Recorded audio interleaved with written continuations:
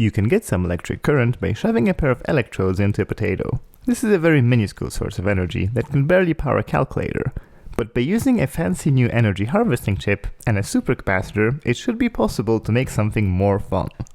I've scavenged a pair of wheels from a toy and a pair of motors from a CD drive, and I've attached it all to a potato.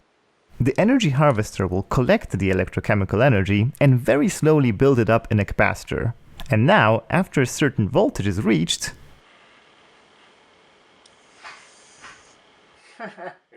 we get the world's first self-driving potato.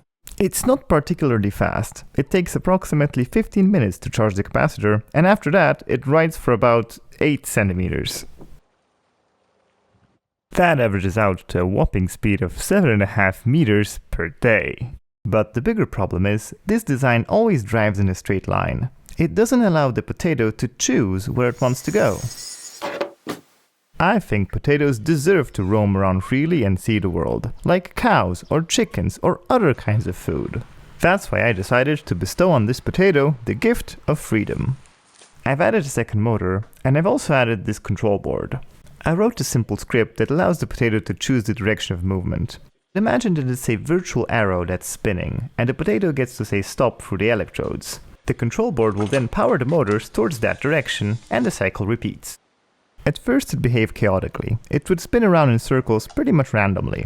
But after a while, I noticed that it would enjoy riding into the sun and sitting there, kind of like a cat. That's why I decided to give it a name, Pontus, and adopt it as a house pet. I quickly befriended Pontus the potato, as he would follow me around my apartment all day.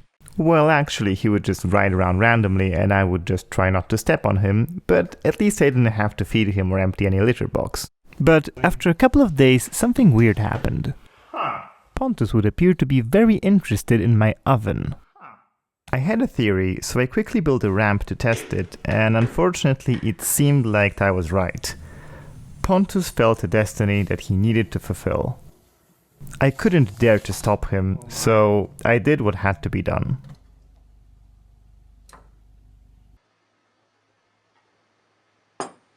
So I guess that's the end of the story of Pontus the potato. I tried to play God, but I ended up baking my best friend. I'm not sure what the lesson here is, but thanks for watching anyway.